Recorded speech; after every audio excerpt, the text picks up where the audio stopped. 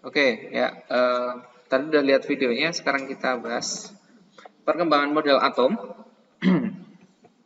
Tadi model atom itu atau teori atom dimulai dari apa?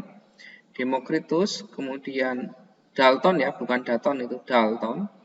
Kemudian dikembangkan lagi oleh Thomson, dikembangkan lagi oleh Rutherford, dikembangkan lagi oleh Bohr, dan yang terakhir yang masih dipakai sampai dengan saat ini adalah teori atom mekanika kuantum. Ya, seperti itu perkembangan model atomnya. Nah, yang pertama adalah Democritus. Ini seorang filsuf dari Yunani mengemukakan bahwa semua materi tersusun dari partikel kecil yang tidak dapat dibagi lagi atau disebut atomos. Lanjut. Nah, kalau Dalton gimana? Teorinya ini salah satunya. Unsur terdiri dari partikel kecil dan tidak dapat dibagi lagi. Atom tidak dapat diciptakan dan dimusnahkan. Atom-atom dari suatu unsur adalah identik. Yang terakhir, senyawa terbentuk dari penggabungan atom. Nah, gambarnya Dalton, atom itu bola pecah, ya.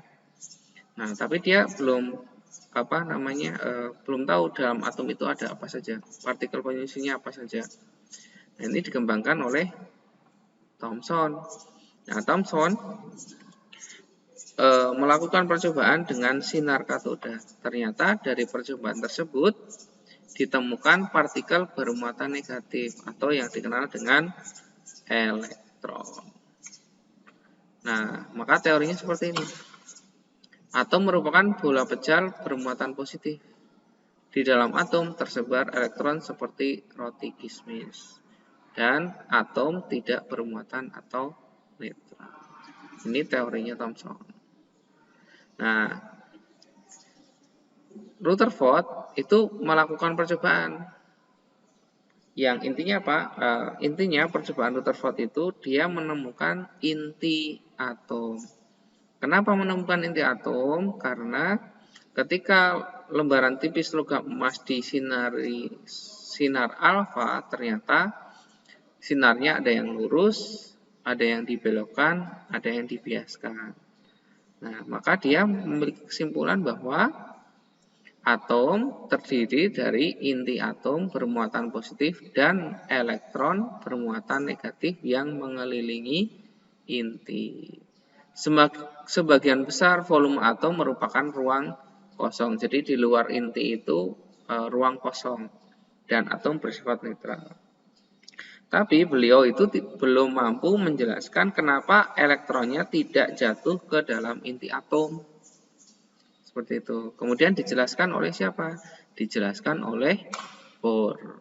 Bohr menjelaskan bahwa elektron itu mengelilingi atom dengan lintasan tertentu atau disebut dengan kulit atom. Dan elektron dapat berpindah lintasan apabila menyerap atau memancarkan energi. Ini ya, kulit pertama 2 elektron, kulit kedua 8 elektron, kulit ketiga 18 elektron, itu maksimalnya. Nanti kita akan bahas lebih lanjut di konfigurasi elektron. Nah, seperti itu tutorial Bohr. Nah, maka kesimpulannya seperti ini. Ya, berdasarkan teori atom sampai dengan teori atomnya Bohr, struktur atom itu terdiri dari elektron dan inti atom. Nah, inti atom ada proton dan neutron. Seperti itu. Elektron bermuatan negatif, proton bermuatan positif, neutron tidak bermuatan. Nah, seperti ini. Elektron muatannya positif, proton muatannya elektron negatif, proton positif, neutron netral. Penemunya elektron itu tadi Thomson, proton itu Goldstein penemunya, neutron itu James Chadwick. Kalau penemu inti atom tadi adalah Ernest Rutherford. Nah, sekarang kita masuk ke notasi atom. Ya, notasi atom. Nah, X adalah lambang unsur, A adalah nomor massa, Z adalah nomor atom. Seperti ini. Ya. Nah, nomor atom pada atom tidak bermuatan. pada atom tidak bermuatan atau netral. Jumlah muatan positif sama dengan jumlah muatan negatif, itu atom. Nah, nomor atom ini menunjukkan jumlah proton dan jumlah elektron. Kemudian, kalau nomor massa, atom terdiri dari proton, neutron, dan elektron. Massa atom itu sama dengan massa proton ditambah dengan massa neutron ditambah dengan massa elektron. Nah, massa elektron semakin kecil, maka massa proton dan massa neutron, maka massa elektron dapat diabaikan. Maksudnya massa elektron itu terlalu kecil sehingga diabaikan.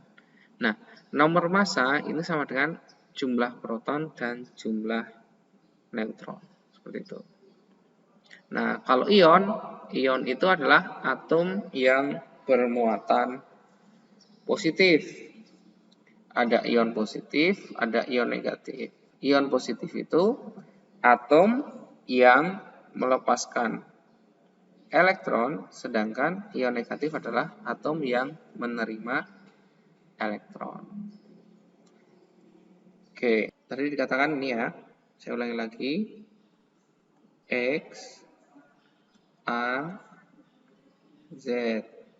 X itu lambang atomnya atau lambang unsurnya.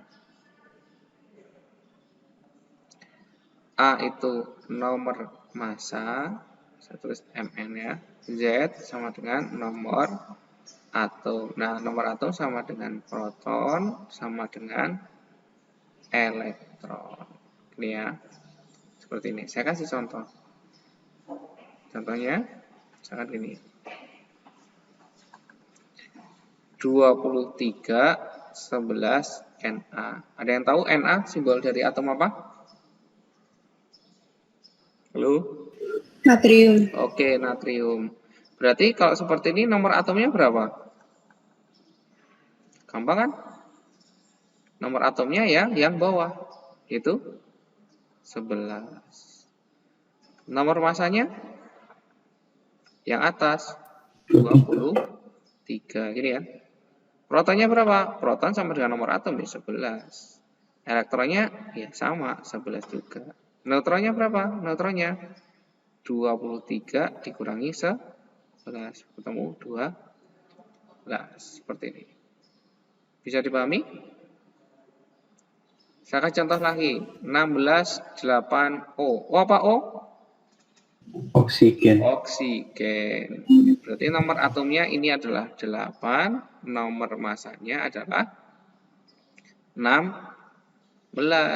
protonnya 8, elektronnya 8, neutronnya berapa? Neutronnya 8. ya 8 juga. Nah, tadi ada yang namanya atom yang bermuatan. Atom yang bermuatan tadi apa? Ion kan namanya.